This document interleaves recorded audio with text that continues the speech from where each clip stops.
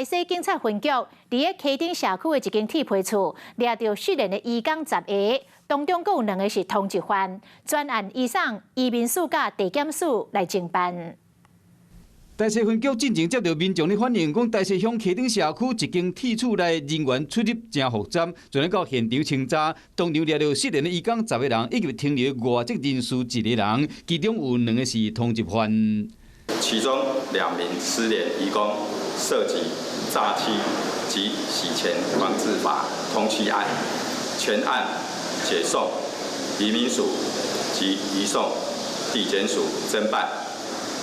分局表示讲，这摆案件是警方落实社区经营甲警民合作的模范。若乡亲发现有可疑的所在，拢会当甲警方反映，并且民众发现可疑人事物，主动向警方反映。社区安全需要民众甲警察做伙来保护。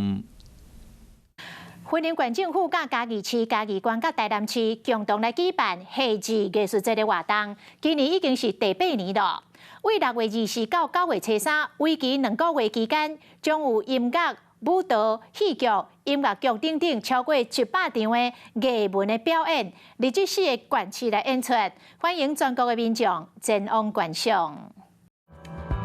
Hello， 我是叶明。想要看到更多更及时的新闻内容，请订阅华视新闻的 YouTube 频道，并且按赞、开启小铃铛。